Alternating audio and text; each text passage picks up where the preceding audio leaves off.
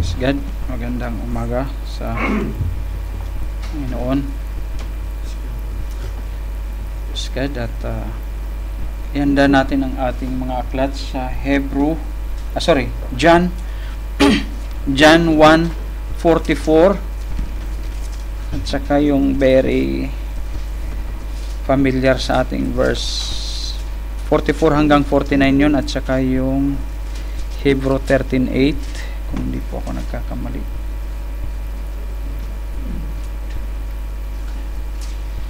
Hebrew, dalawa yung babasahin po natin.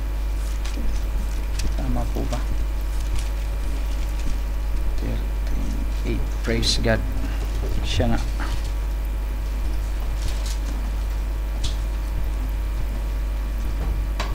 At bago ito natin i-approach ang salita ng Diyos, humingi muna tayo ng paggabay. Praise God. Hallelujah. Amang banal, O Father God, tunay na mula sa pasimula hanggang sa mga oras na to, mula sa pag nag-MC, O Lord God, sa exhortation hanggang sa awiting mga papurit pagsamba, tunay na ang mga part na ito ay napakahalaga.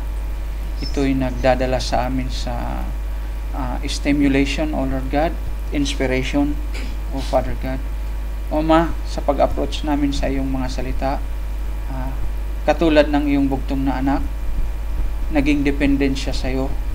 Wala siyang ginawa sa kanyang mga sarili. Hindi siya gumawa, nag-exert ng kanyang kalakasan o anuman, O Father God, kundi kayo ang lahat ng nag-provide sa kanya. Ganon din po naman ako, O Father God. Wala po akong akin dito, O Ama. Wala po akong maaaring dalhin sa aking sarili, O Lord God, kundi ganon din po ako, magiging dependent, O Lord God. Reveal yourself in simplicity, Father God. At O Ma, abutin niyo po ang aming mga kaunawaan, O Father God. Dahil sabi nga, sinong nakakataho sa Espiritu ng Diyos kundi ang Espiritu mo, O Father God, sa iyong mga salita. At sinong nakakakilala sa Espiritu ng tao, Father God, kundi yung Espiritu ng tao, O Father God. May hirapan po ang Espiritu ng taong kilalanin ang iyong mga salita, malibang, O Father God, sangkapan mo siya ng inspiration na nanggagaling sa iyo. Ganun po kami humihingi ng mga bagay na ito, O Lord God, na sabi nga ng iyong salita, yung iyong salita, O Lord God, ay wala siyang yung sariling pagpapaliwanag, O Ma, kundi lahat ng dahil ang mga sumulat nito, O Lord God, ay sinulat ng sila'y nasasangkapan ng banal na Espiritu at sila'y kinasihan, Father God. Kaya nga po, O Ma, sa pag-approach namin ng iyong salita, samahan mo po kami, Father God, na maabot namin ang mga bagay sa iyong mga salita, O Lord God. Salamat pong muli, kayo pong manguna kung paano ka nananatili mula pa kanina hanggang sa mga oras na to, hanggang sa mga susunod na oras, Father God. Samahan niyo po kami, O Lord God. Yun po, Ma, ang pinakamahalaga sa amin, ang iyong presensya. Maraming mang salitain ng tao, maraming mang kaming mga ma-discuss, O Lord God, sa iyong salita. Kung wala ang iyong presensya, kung walang iyong kasi, O Father God, ang lahat ng ito ay walang kabuluhan. Kagaya sa mga oras na ito, sa mga panahong ito, O Lord God, maraming humahawak ng iyong Bible, maraming nagbabasa, may kakayahang bumasa, may kakayahang magpaliwanag, ngunit, O Lord God, kinakailangan namin ng iyong presensya, Father God. Kaya nga po, nag-create ito na maraming denomination, O Lord God. Pero, O Lord God, kung sasamahan mo lang, kung magde-depend lamang, O Lord God, ang mga bumabasa nito, O Lord God, iisa lang sana ang church sa mga panahon ito, O Lord God. Kaya nga po, O Lord God, hinihingi namin ang iyong presensya. Hallelujah. At babasahin namin ang iyong salita, O Lord God, at hango sa mensahe ng ginamit mong propeta, O Lord God, at kung paano mo siya kinasihan, O Lord God. Ang mahalaga, O Lord God, yung maunawaan namin, matake namin, O Lord God. Hallelujah. Yung po ang pinakamahalaga, O Lord God. bagamat nung panahon pa to na preach, O Lord God. Pero naniniwala po kami na ang iyong salita, O Lord God, ang sustansya ng iyong salita ay hindi nagbabari o nagbabago man. Father, kaya nga po, ikaw yung pinakamahalaga rito, O Lord God, ang iyong presensya, Father God. Ito po ang mga aming samot dalangin sa iyo. In Jesus Christ's name we pray. Amen. Praise God. Sa John 1:44 hanggang 49 at saka yung Hebrew 13:8. Tama. Sabi niya, now, nakita nyo na? Now, Philip was of Bethsaida, the city of Andrew and Peter. Philip findeth Nathanael, and said unto him, We have found him, whom Moses in the law and the prophets did write, Jesus of Nazareth, the son of Joseph. And Nathanael said unto him, Can there any good thing come out of Nazareth? Philip said unto him, Come and see. Jesus saw Nathanael coming to him and said unto him, Behold, an Israelite indeed, in whom is no guile. Sa 48, Nathanael said unto him, Whence knowest thou me? Jesus answered and said unto him, Before that Philip called thee, when thou wast under the fig tree, I saw thee. And 49, Nathanael answered and said unto him, Rabbi, thou art the Son of God, thou art King of Israel. Praise God. At saka sa Hebrew 13:8,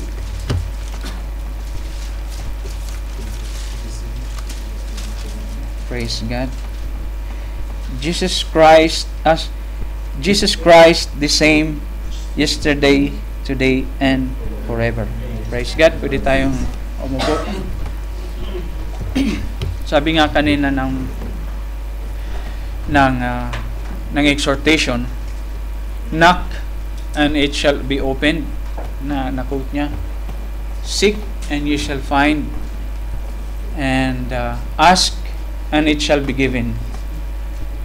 Ang pamagat po natin na yung inspired na message na seeking after Jesus.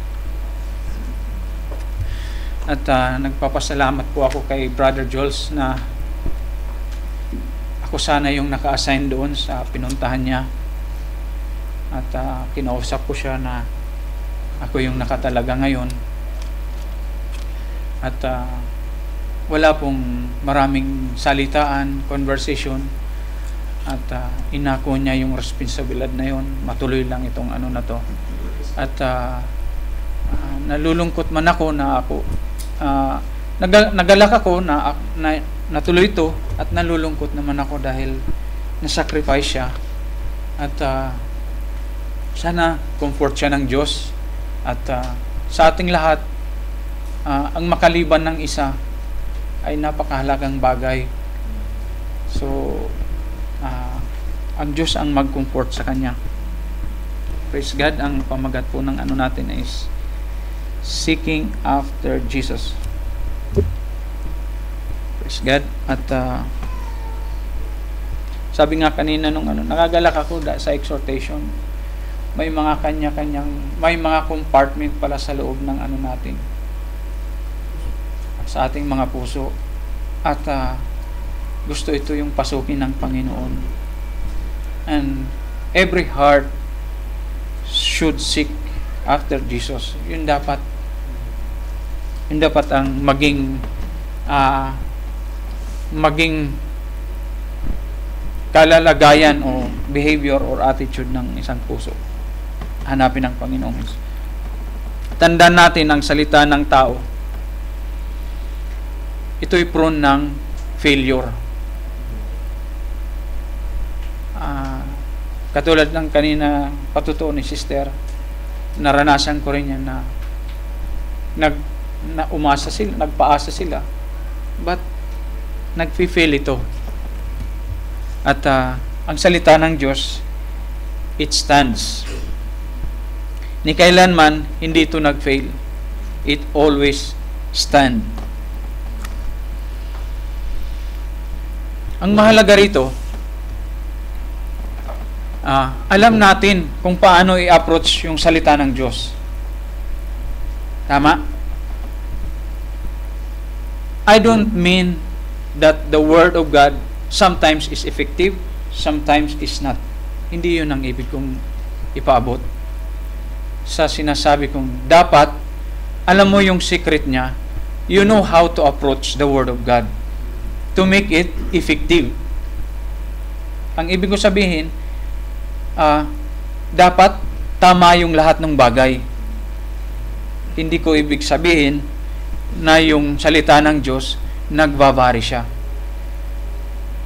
The only thing you have to know is how to approach the Word of God.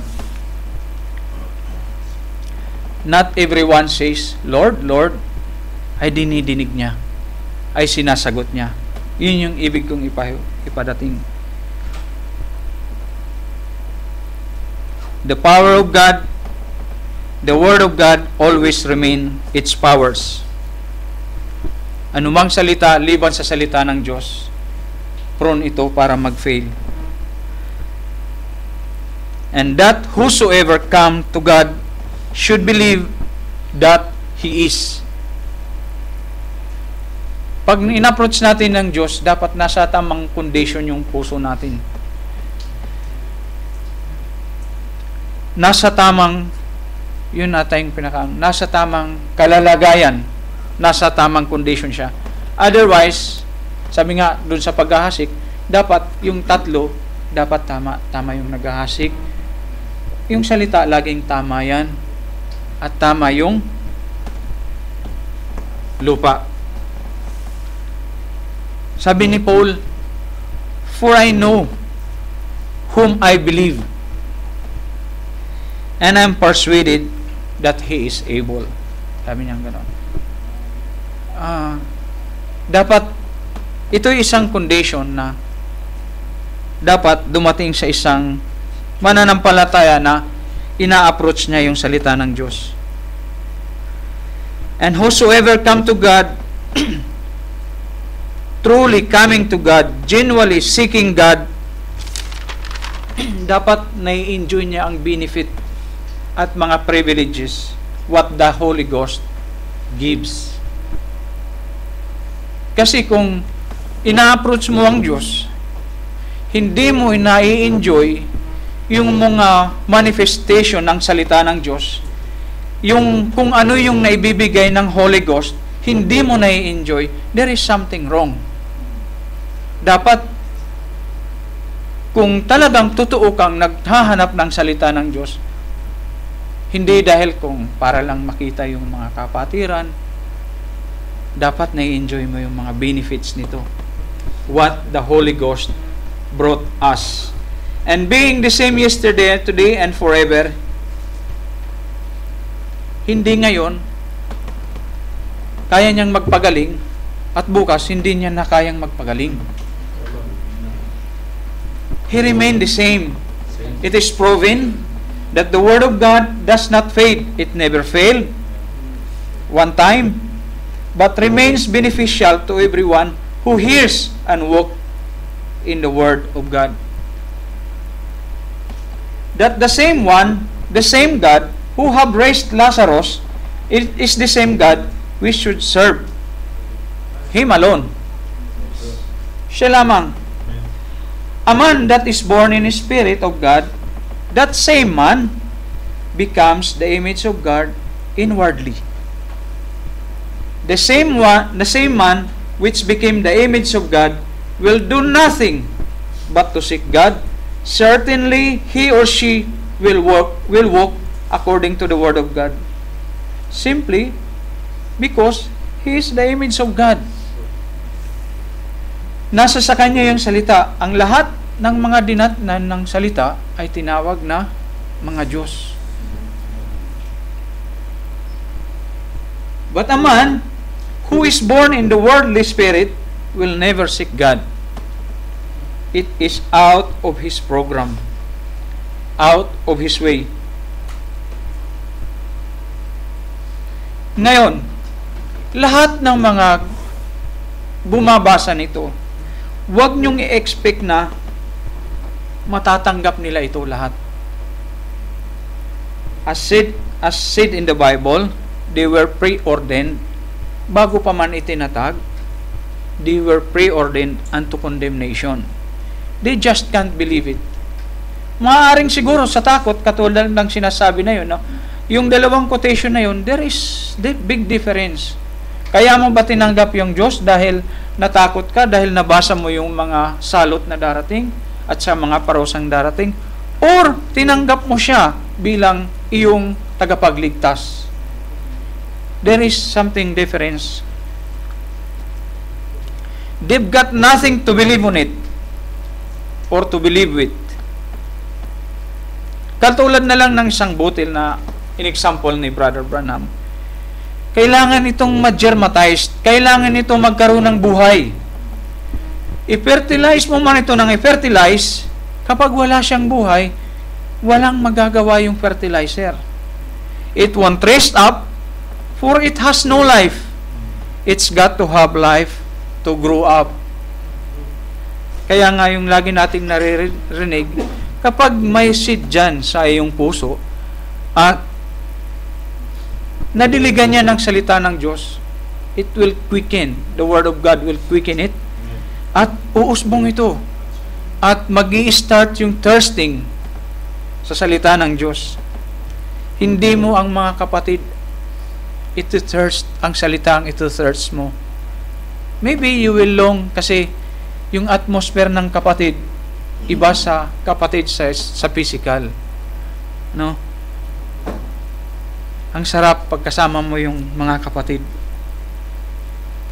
And that's what makes us alive, live spiritually, because the Word of God, to start with, nasa sa atin. Buhay ang salita ng Diyos. At kung nasaan yung salita ng Diyos, nandun ang buhay.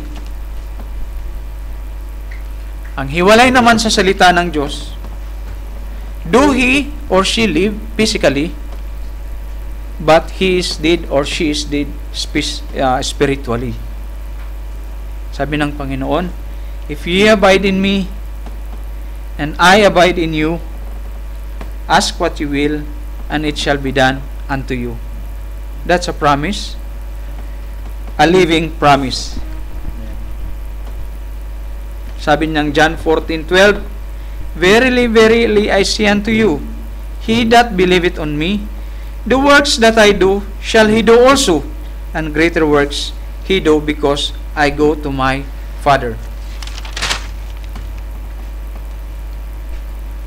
Sabi ni Brother Branham, sa church, sa mga churches, maraming fanaticism.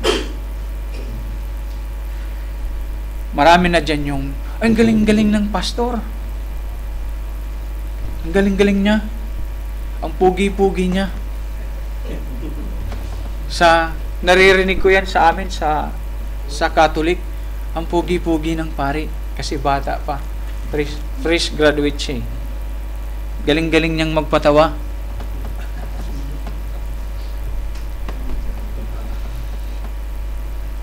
Maging ang salita ng Diyos, ginagawa nila yon. A lot of fanaticism hook up with every pace of anything you want to go at. And in other churches, there's people that's real fanatics, religious fanatics.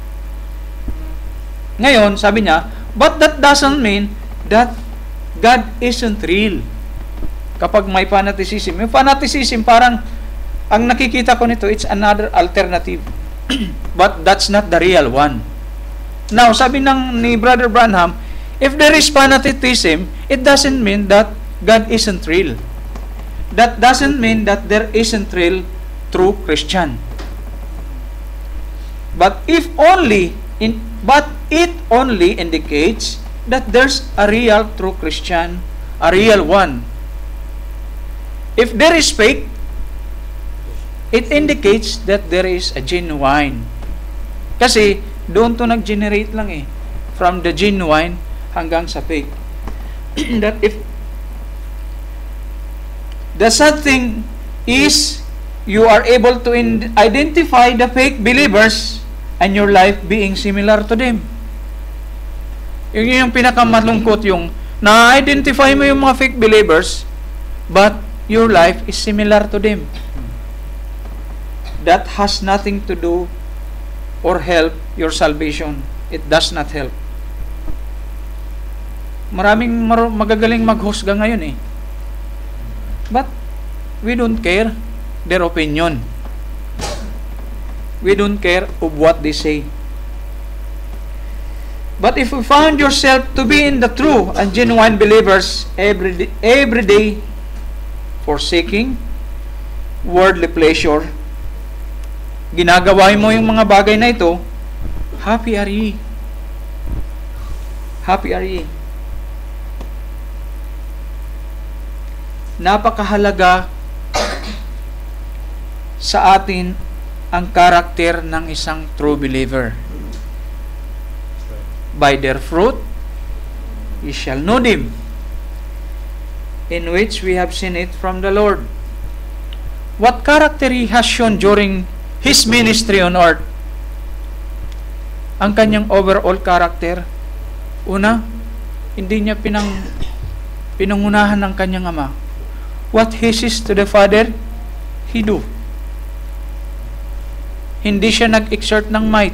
Hindi siya nag-exert ng kung ano-ano. He never uses his word. He has followed the Father patiently. Hindi siya nagmadali.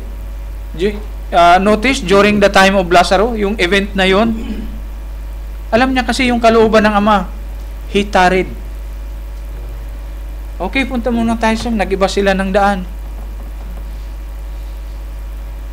Kung iba yun,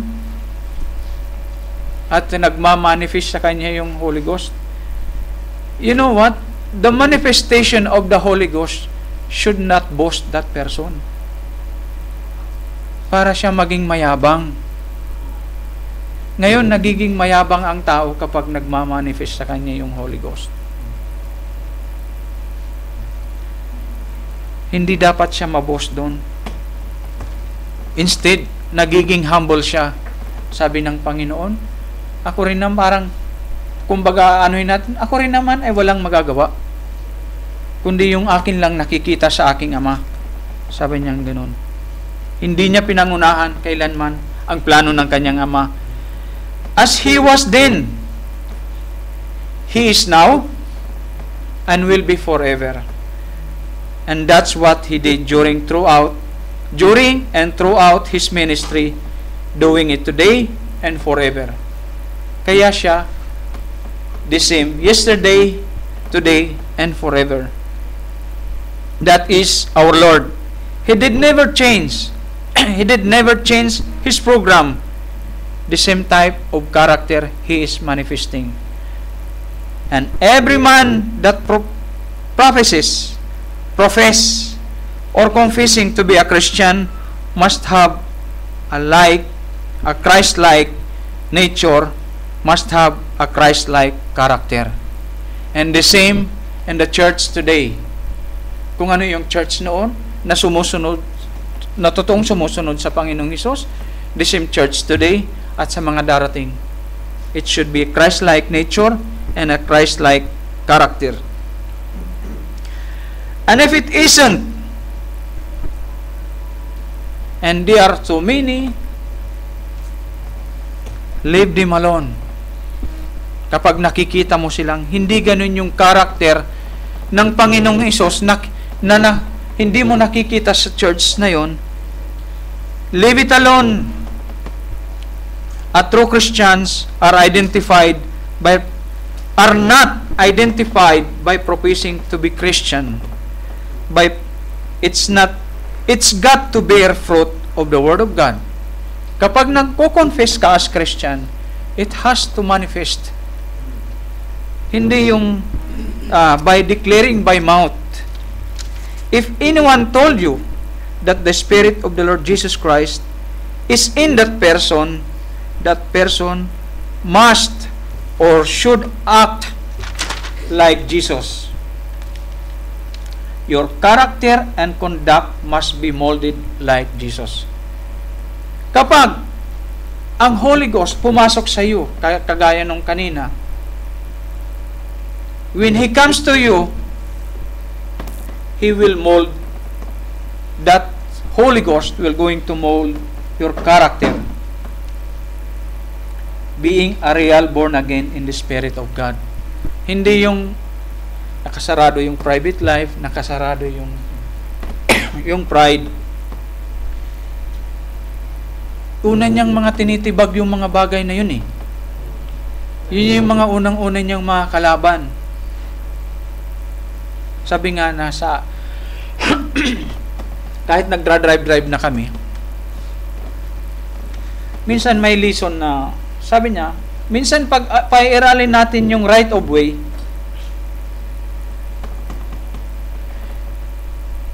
pwede kang ma-aksidente kahit right of way ka. Ang gusto ko nga, no, kahit sayo yan, mapapahama ka kapag pinairal mo yung sayo yan. Sabi ng amo namin, kung pwede mong i-give way na yan, kahit nasa right of way ka, to avoid accident, give it to them. Because you can be dead right dahil sa accident na yun. Lalo na sa mga roundabout. Pag pinairal mo yung right of way mo, maaari ka ring ma-aksidente. So, ganun din sa atin. Pag pinairal natin yung ating mga rights, actually, dapat wala tayong rights dito eh. Hindi naman natin create ito eh. Isa lang ang may rights dito.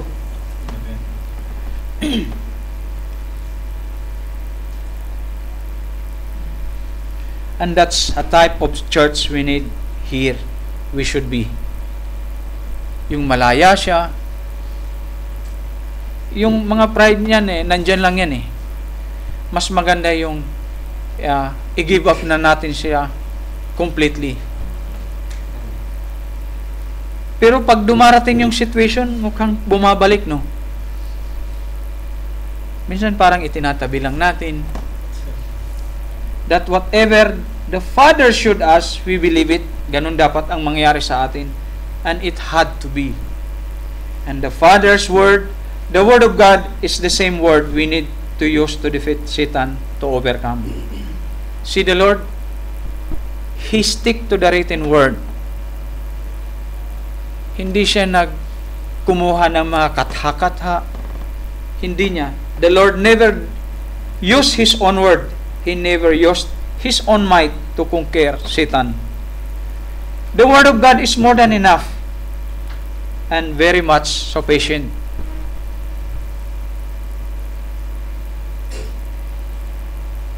You don't need to be educated person to be a historian. Simply, you need to humble and be fully subjected to God. Ganun lang kasimple. Hindi na niya sana tayo pinag-aral. Hindi na niya tayo binigyan ng mga mabibigat na mga bagay. You want to approach me? You want to be with me? If you want me to work with you? Be humble. Yun lang. Ano bang ipinakitang karakter ng Panginoong Hesus? Ano bang dapat na maging karakter ng a true seeker? Mag-aral tayo sa mga ano. Alam mo, yun ang namimiss ng mga karamihan. Pinahihirap nila yung mga bagay. Binigay na yung grace, ipapasok nilang kanilang mga sarili sa law. Ganun kakomplikado yung tao ngayon. Jesus came and He did it once for all. At ginagawa pa rin ng mga tao ngayon. Nagpapapako pa sila sa kanilang sarili. Sabi niya, Alam mo ka, hanggat nahihirapan ako, nasasaktan ako, lalo akong napapalapit sa Panginoon. Hindi ni-require sa atin ng Panginoon na lumapit sa Kanya na nahihirapan. Actually, ang gusto lang niya na lumapit tayo sa Kanya na punong-puno ng confidence. Na kapag siya ang ating nilapitan, wala tayong magiging alalahanin.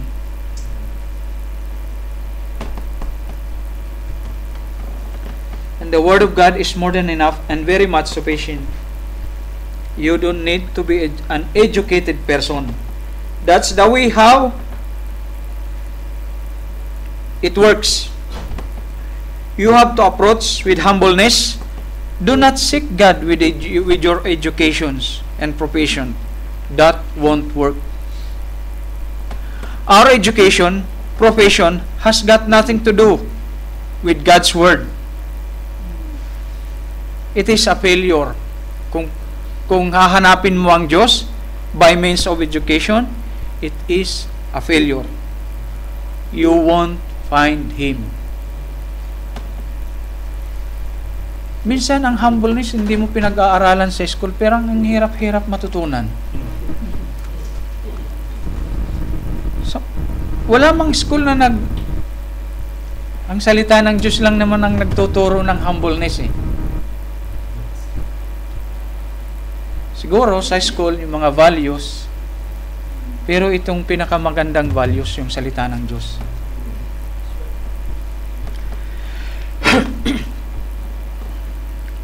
It is a failure and you won't find Him. That's why an approach to God is so very important. You must discover His secrets, His weakness. Tatawagin ba nating weakness? Wala namang weakness ang Diyos eh. What I mean is His delight. Kailangan mong mahuli yung Kanyang delight. Na kailangan mong mahuli, siya nagagalak. Ano yung mga gusto niya? Your faith, humbleness is so vital factor to approach God. Kung wala kang faith, may humbleness ka naman, wala ka namang faith, it is, sabi niya, mahirap mong i-please ang Diyos kapag wala kang faith. It is impossible to please God without faith. So, yung faith na yon na nabuo sa'yo, na na-establish, samahan mo yan ng humbleness. Magandang combination yan. Pero mo yung mga dati nating nakasalamuha, may faith sila. They are very strongly standing word by word. But where is the humbleness? Where is the humbleness? God revealing Himself in simplicity. He came to earth so simple and humble. Ang gusto ng iba, gusto siyang ipanganak doon sa mga sikat na hospital. Binalot siya ng balat ng camel, ginerd siya ng sako ba yun? Those simple and humble will only find God. Live your education, worldly ideas, and follow God. God came in simplicity. Ipinanganak siya sa sabsaban. Binalutan siya ng simpleng damit. Nursed. Inalagaan siya by a simple couple. Having low profile. Si Mary, ano ba siya? May narinig ba kayong yung may fame ba si Mary na before nung dumating? Isang simpleng babae lang siya, di ba? Simpleng babae. Sa lugar na yon. Si Joseph, may pagkakakilanlan pa siya. Isa siyang karpintero. Pero it's not enough para sabihin na mga sikat sila, that they are well-known personalities. Nursed by a simple couple. Tama ba? Nursed? Parang inalagaan sila. Inalagaan sila. Having nothing but a humble heart. Si Mary, be it unto me. Si Joseph, medyo may ano pa siya, ganun ka siyang lalaki, medyo may ano pa eh. Pero nung kinausap na siya ni Angel Gabriel, nung angel, sumunod siya. Pero bakit ngayon, ang mga kababaihan, ang mahirap pasunurin? Sabi nga, kung i-imagine nyo, kung sino ang pinakamabilis dapat na susunod sa pangkaisipang tao lang, sa susunod ng salita ng Diyos, ang mga babae, di ba?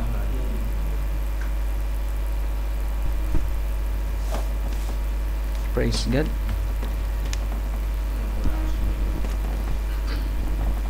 See, he was nursed by a simple couple. He was Emmanuel, God being in Christ, reconciling the world to Himself. And from His glory, He came down, manifested in the flesh in Christ. But the saddest thing is the majority of the people who even waited for His coming, including high-profile people, educated people, who has read the prophecy, failed to recognize Him. Hindi siya na-recognize. In simplicity, God came. Plus, ang naging ano sa kanila is their tradition blinded them.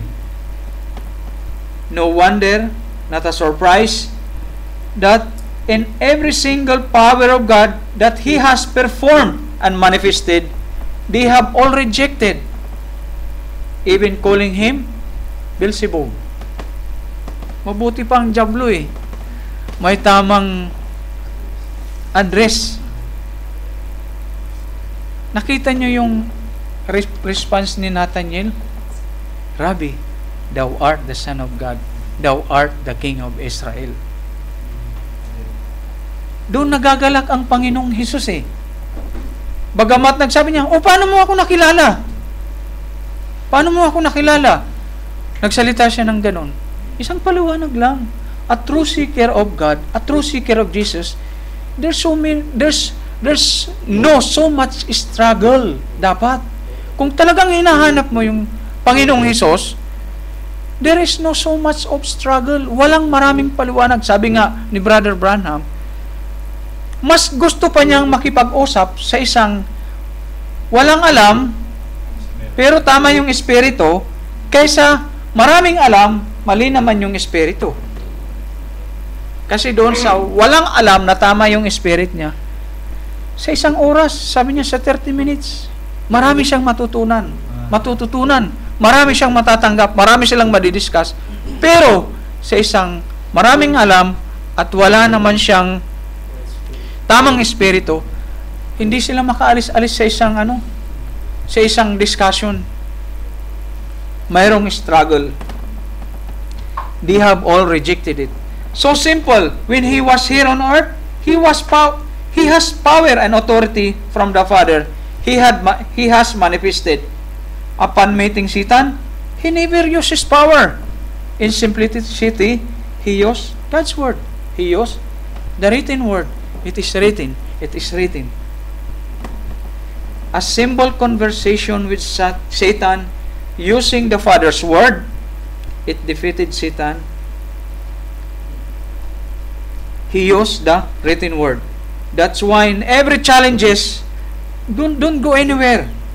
Stay with the word, and everything will be subjected to it, even Satan. Never seek people. Just seek God. It is written that man shall not live by bread alone, but by every word that proceedeth out of the mouth of God.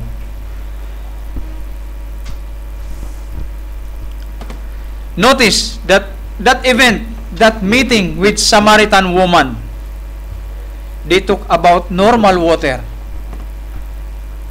and living water. That spiritual water. The message was that we should not live by natural water alone, but live in that living water. Sabi niya, uminom ka niyan, mauuhaw ka rin. Totoo naman, pero sabi niya, yung tubig na ibibigay ko sa iyo, hindi ka na mauuhaw dahil isusupply nito yung mga, hindi mo na tuloy-tuloy, sabi niya, tuloy-tuloy. Do we live now in the flesh? But moreover, furthermore, we should live in spirit. Every divine promise of God, we should get the right mental attitude. Ito yung pinakamahalaga. Hindi pag may narinig kang bago na naman yan. That's not right. The mental attitude towards the Word of God.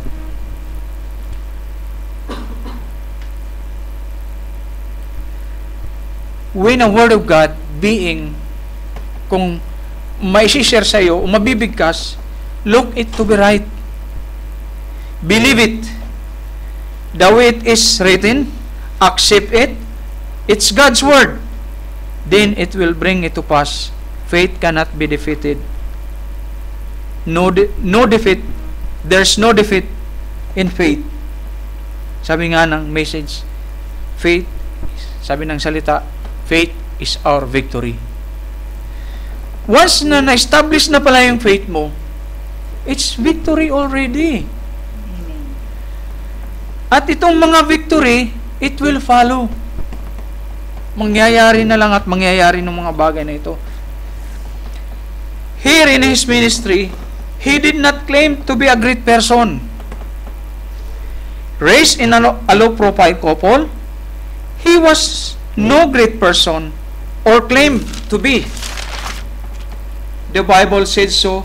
He took himself of no reputation, made himself no reputation. Tingnan mo, yung mga tao ngayon, gumawa lang ng kahit konting bagay. Nagmagandang loob. Pero they took that reputation.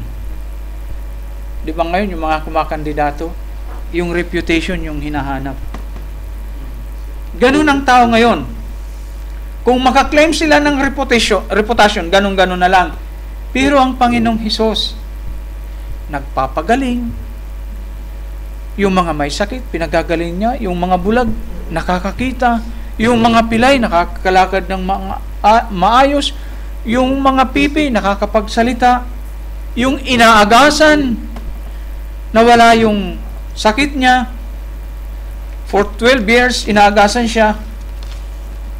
But, made himself no reputation. Never claimed himself to be a great person. Ngayon, nakapag-preach lang yung isang tao, mataas na yung tingin sa kanyang sarili. Actually, ang turo ng salita, humbleness eh. Hindi naging boastful ang Panginoong Hesus sa dami ng kanyang mga ginawa. Up to the last moment of his breath, he commit.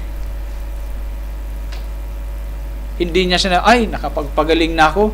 Ang dami ko nang nagawa, kaya ko na to. But still, in the last very moment, he commit his spirit to God. He walked humbly, living among the poor, among common people, heard him gladly. But there's another sad thing.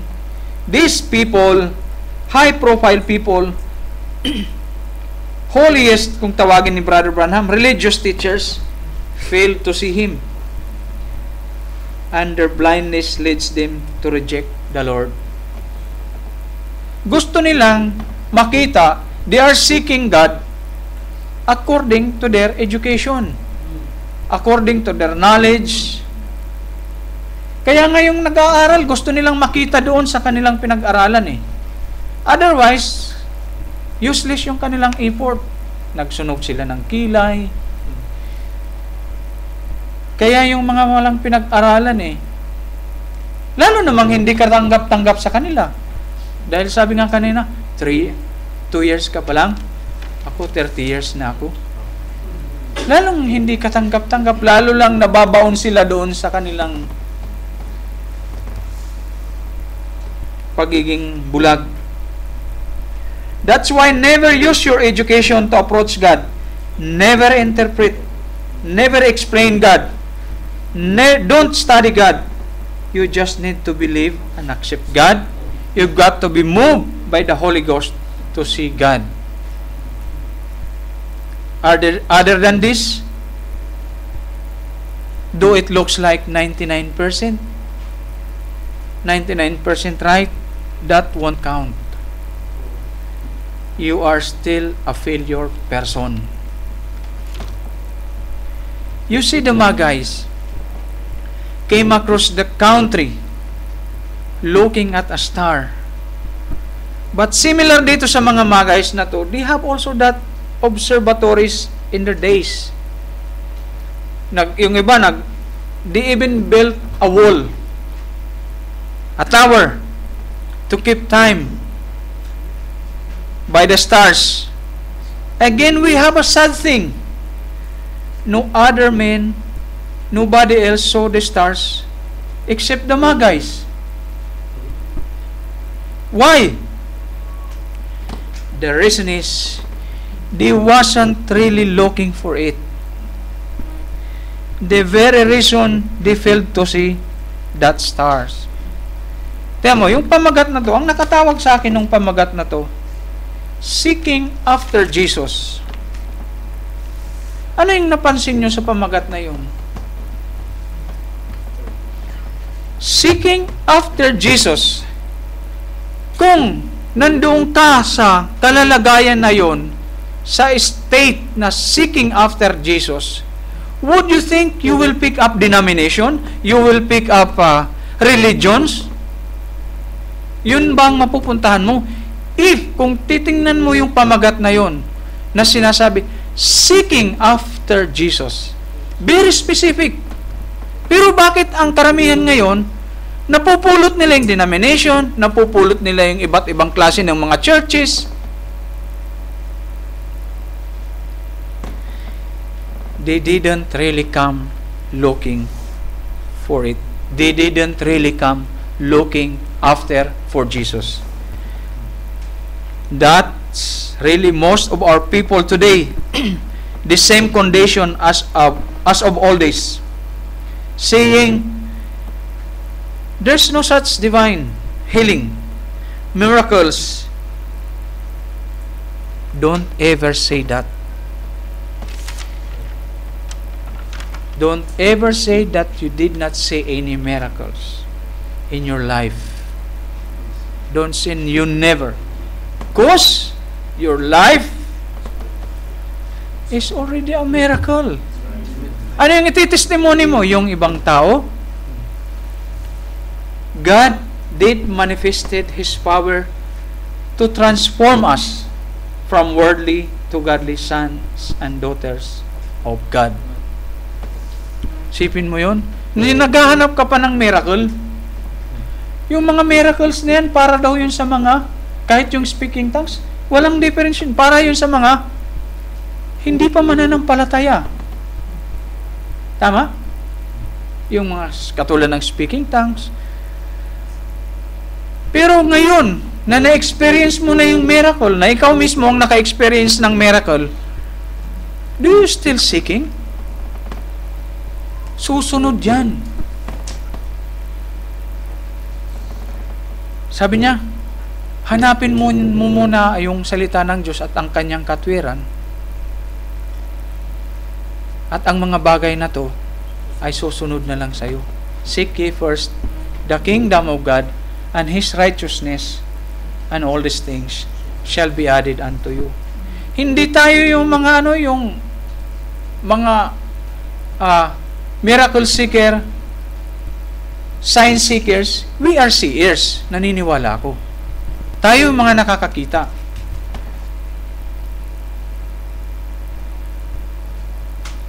Therefore, when you come, or before you come to the church, make sure, ensure yourself that you come being after Jesus, not for someone. Naalala ko yung sinasabi natin ni Brother John Aguila nung naisulat ko to.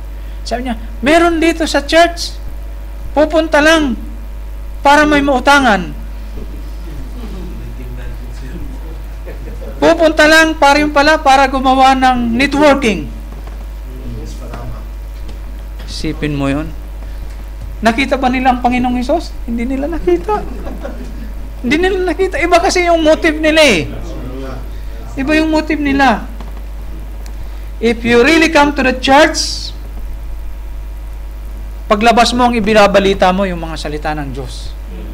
Hindi yung si sister ganito, si brother ganito. Ayun, iba yung nakita mo. Of course, sa church ka dumalo, natural, ibabalita mo yung salita ng Diyos. Hindi yung size ng church yung ibabalita. Marami na kami. Malaki yung church namin. Maganda yung church namin. Ayun. Otherwise, you did not really come to church to see and meet Jesus. Ito yung mensahe dito eh. Seeking after Jesus. Seeking after Jesus. Ito yung pinakaano talaga rito na sabi nga, you did not come to the church to hear and listen the word of God. Kapag iba yung binabalita mo, they might say, di ako naniniwala kahit ano pa yan. Of course, yes. The word of God, the word of Jesus Christ, yung kanyang inaano, wasn't for the unbelievers. He came, the preordained, predestinated believers. It's for those who believe. That's all it was sent for. It was so hard for those people to accept a man having no educational background, a child confounding the wisdom of the priest. Diba nung nag-aano ang Panginoong Hesus, napunta siya sa temple?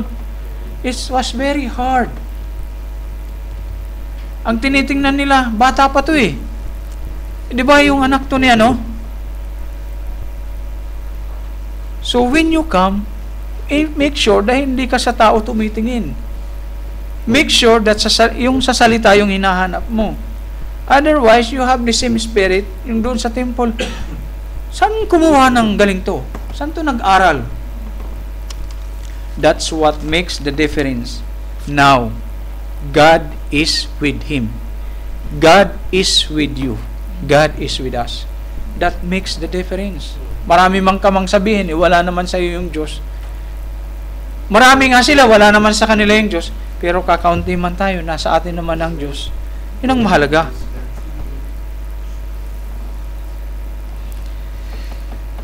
You see, sabi niya, si Nathaniel, nung na-meet niya ang Panginoong Hesus, sabi ng Panginoong Hesus, behold, sabi niya, an Israelite, indeed in whom there is no guile.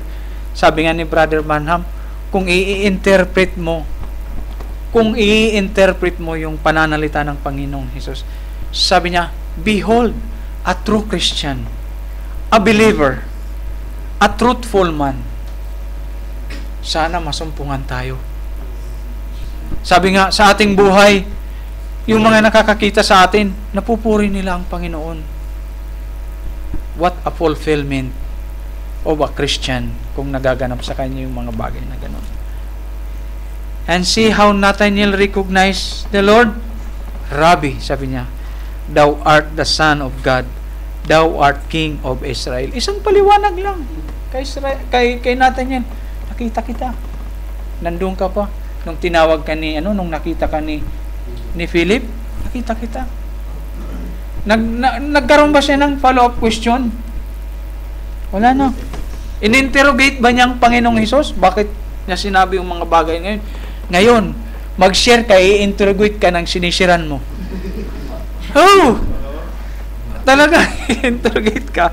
Pero, kung yung tao na yon is truly a seeker of Jesus Christ, Hindi kayo darating sa mga ganung bagay. O ganun ba ang sabi ng salita ng Diyos? Ganun pa? Hindi yun ang tama. Diba? But look, the educated people, doctors, lawyers, religious people, on that day, called him to be Beelzebub, the best fortune teller. Kung ano na noon ng mga binansag nila sa kanya.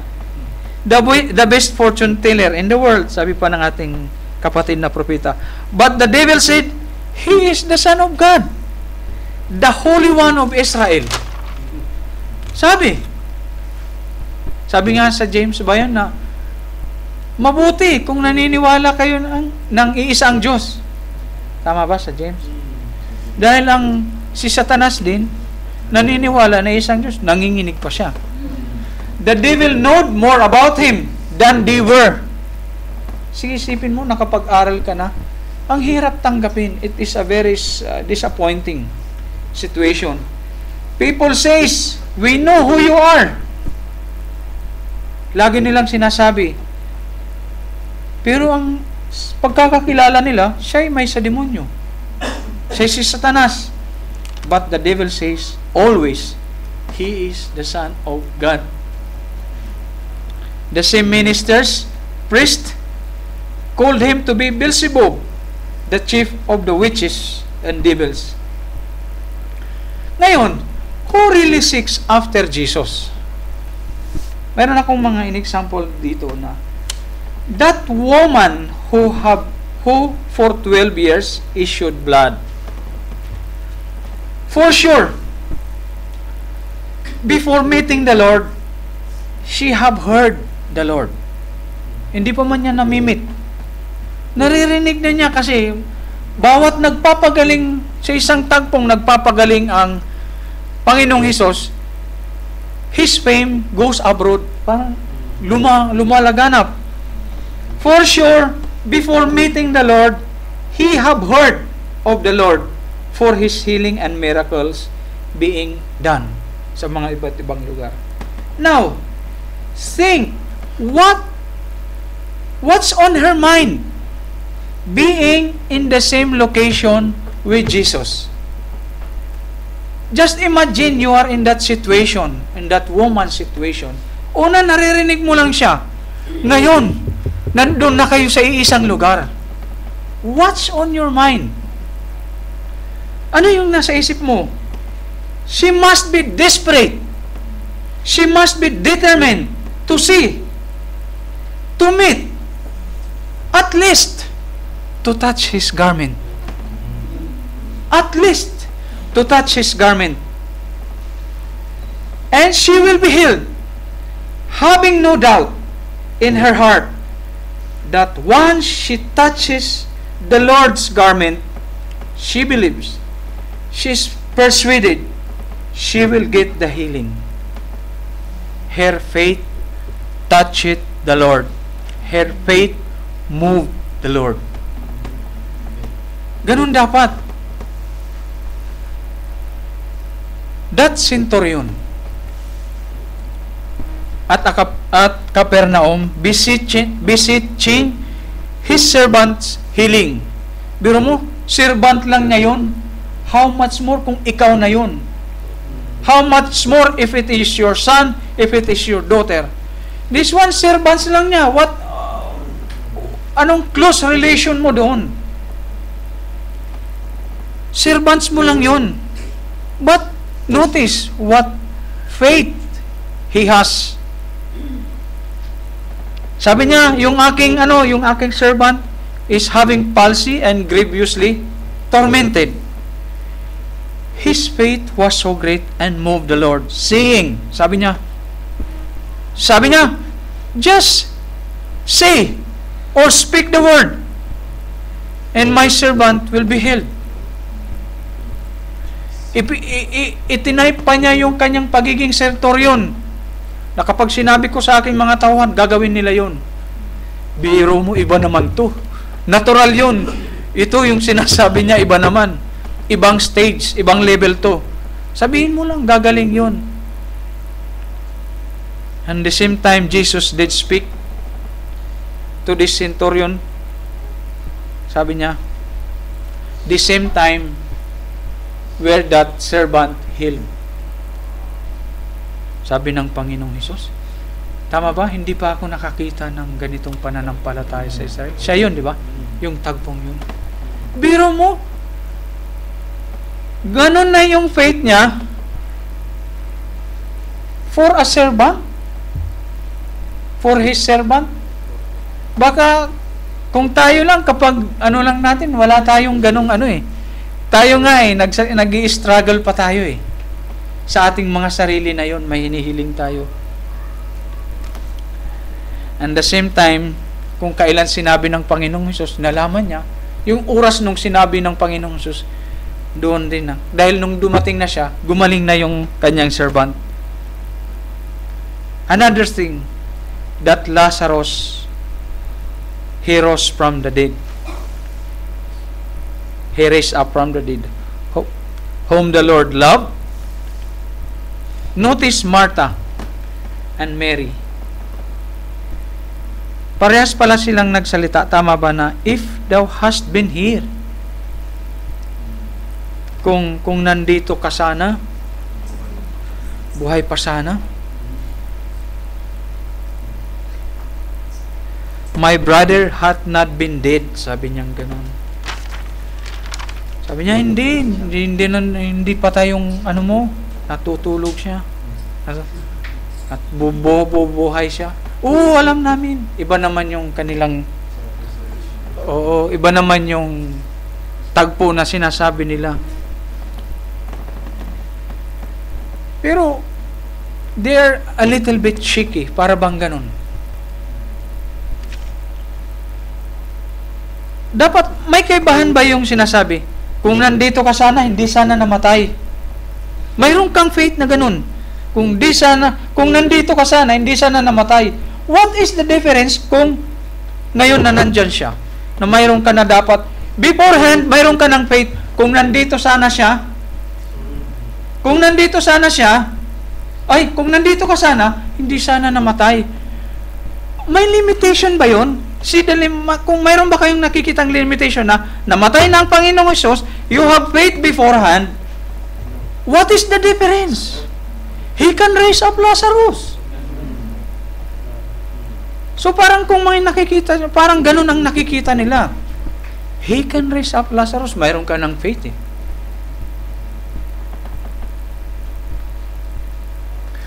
The lesson here is, once you declare it, you have to stand for it.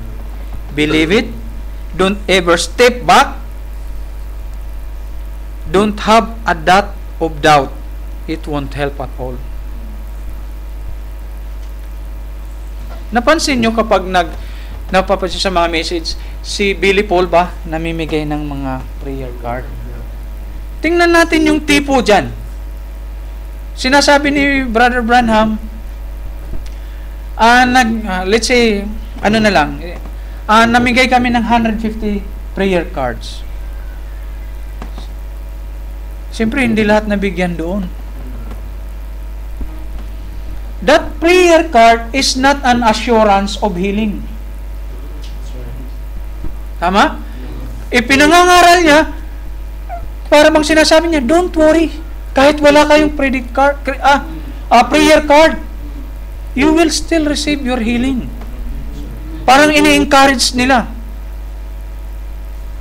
Parang ang alam ko, kaya lang naman ibinigay yung prayer card para maging order. Hindi magkakagulo. Kaya may calling eh, parang let's say, okay, 1 to 5, parang ganun. Come forward, parang ganun. But ini-encourage niya, that prayer card is not the assurance of healing. Still, your faith is very vital. Napakahalaga yung faith mo. 3 nga yung nakuha mong prayer card. 3 nga yung nakuha mong prayer card. Wala ka namang faith. What is the use of prayer card? That lame man in Bethesda, mga kapatid. that lame man in Bethesda. God, na-imagine nyo how and what of type situation they were. How stressful, how desperate they were. Sabi, yung water ng pool, very rarely na nagmumove. Very rarely. Very rarely in 1 week. Very rarely could be in 1 month. Very rarely in 1 year. Na, tingnan nyo yung may lumuluhang birhin doon. Tingnan mo kung gaano kaagad dumarami yung tao. Wala pang nagpapagaling doon, ha? May lumuluha pa lang doon. Tingnan mo kung gaano sila nagtatakbuhan papunta doon. Kahit nga walang sakit, tumatakbo doon eh. Dahil gusto lang nila ma-experience. Parang gusto lang nila makakita. But here, may gumagaling. Pero iisa lang ang napapagaling. Sabi ng Bible. Imagine how stressful. The water could move once a month, once a year. Take note. There were no certain time nor days nor years when the water will move.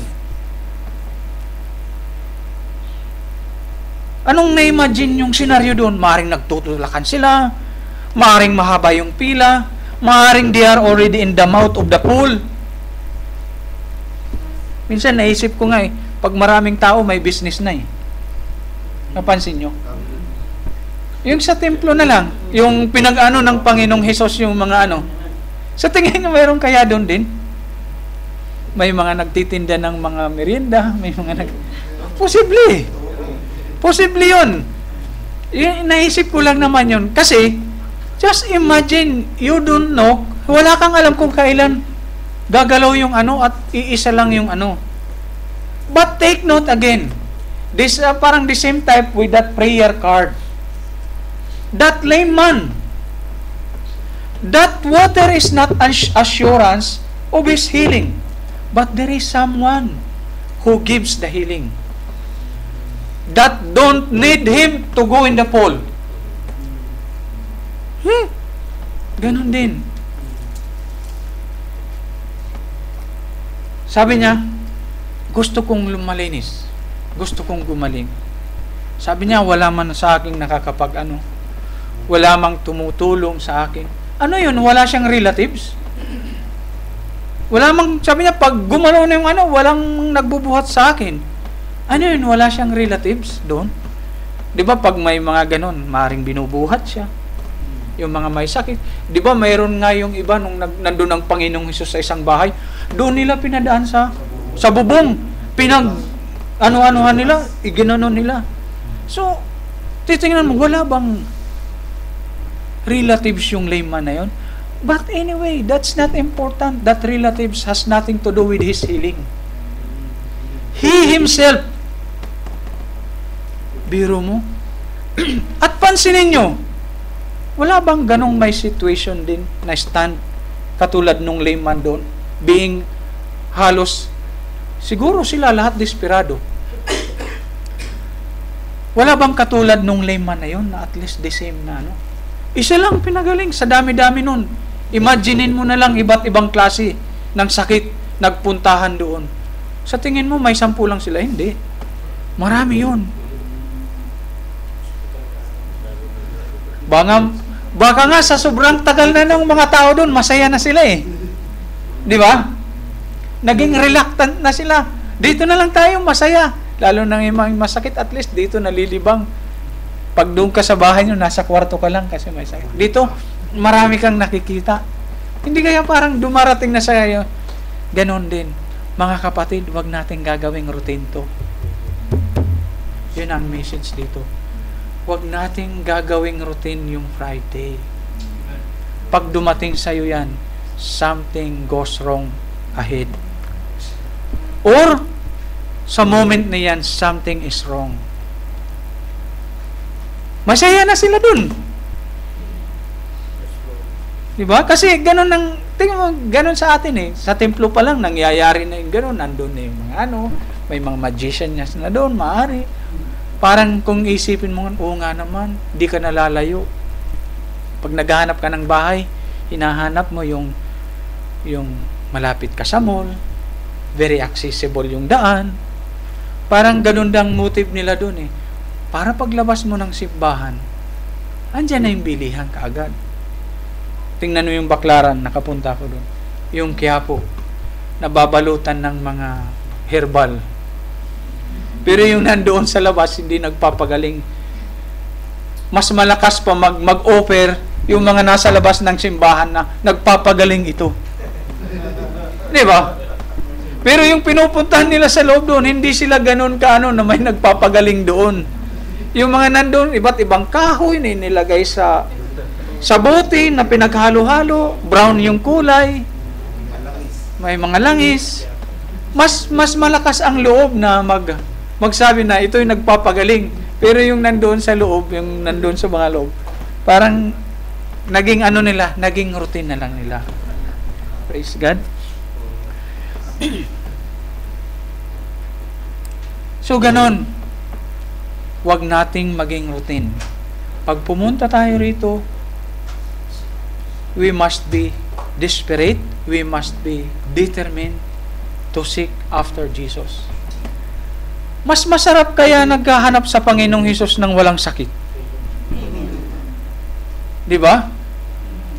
Sabi nga ng ating kapatid, ng ating pastor, Panginoon, paano ako makakapagpuri sa iyo kung marami naman akong iniinda? Di ko may padyak, di ko may palakpak dahil yung mga buto-buto, mga masakit. Di ba? So bakit hintayin natin na mayroon tayong sakit para hanapin ang Panginoong Hesus? Hahanapin lang ang Panginoong Hesus kapag may hinahanap na iba. Pag nahanap na niya, o sabi niya, nasaan yung iba? Bakit? Ilan na lang bumalik? 2? Isa na lang. 10. Nasaan na sila? Tapos na. Wala na. Gumaling na eh. Hindi dapat ganun ang mangyari sa atin. Kailan pa natin, sabi ko nga kay sister wife, kailan pa tayo magsisilbi sa Panginoon kapag uugod-ugod na tayo? Sabi ko, at saka may mga anak na tayo. Late na nga to eh. Yung kantang From the Start, ang talaga ng mensahe, bakit kinakailangan pang dumaan ng mga sakit, yung mga luha, yung mga gano'n. Pwede namang from the start, but it is for the glory of God. Yeah, yun ang doon. Kung pwede lang, sana from the start na. Pero, anong glory ng Diyos kung gano'n ang nangyari? Imagine, baka pagkahaba-haba pa nung pila. Pag pupunta ka sa magbabayad ka, pag may pila na mahaba, ano ka kaagad? Discourage ka kaagad. Discourage ka kaagad kasi ang haba-haba naman ng pila. Sasabihin mo.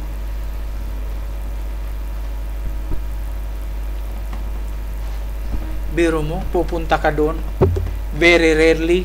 Walang certainty kung kailang gagalaw ang How great is your faith para magbakasakali doon? How great? It will try your patience. The message here is, you've got to be determined receiving your healing. You've got to be desperate.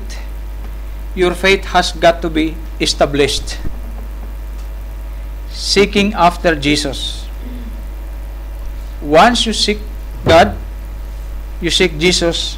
If you are really truly seeking after Jesus, you should not pick religion, you should not pick denomination, you should not pick man-made creeds.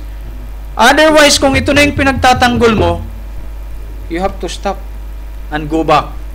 Make the things right. Kasi, hindi na salitang inaano mo eh. Take note, there is no such interpretations that denominations, religions, man-made creeds to be Jesus. Yung itong mga to, hindi ito Jesus ang inaano. Or to be a Christian, or to be a real Christian.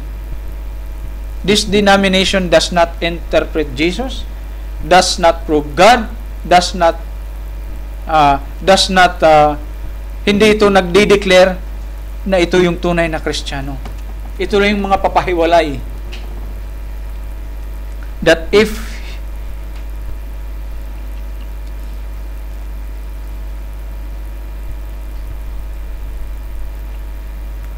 there is so many fake Christians, probably there is a true, genuine Christian.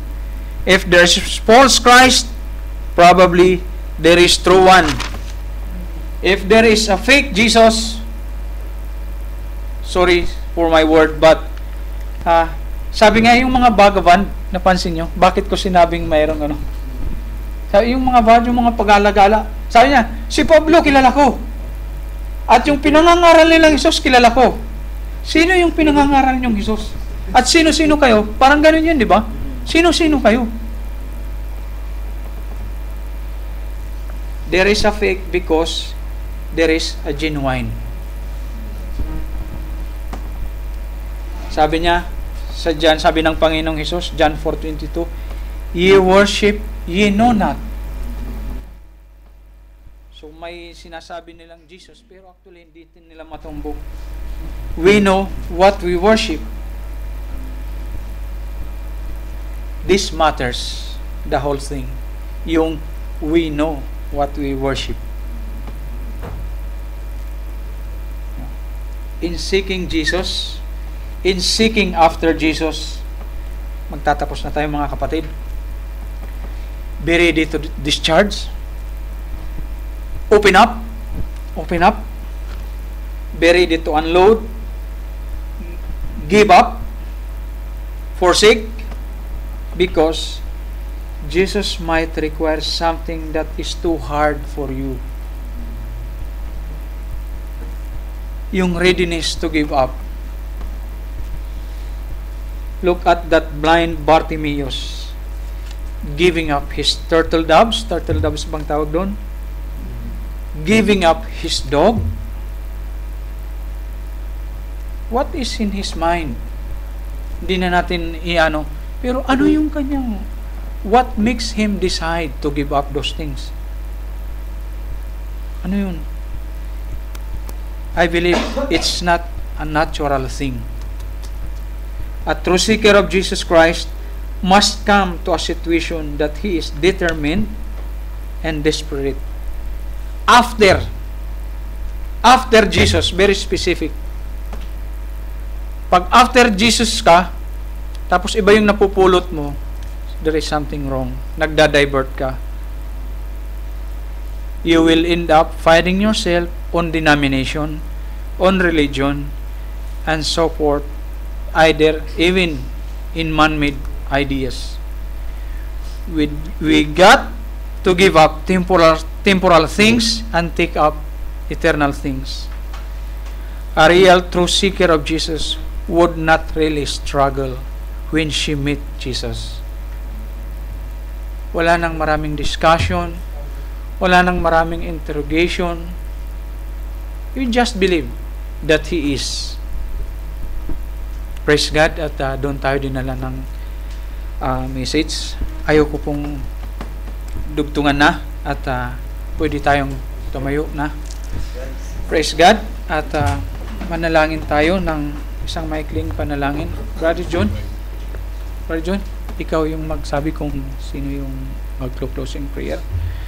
Praise God. Hallelujah. Oh Father God, thank you po sa very inspired message ng aming propeta. At dumalo lang to, Father God, na dapat naming maalaman, O Ama, na we got to be desperate. That is specific, being after Christ. Mag-concentrate kami doon, O Lord God. We don't have to pick anything aside from Jesus Christ.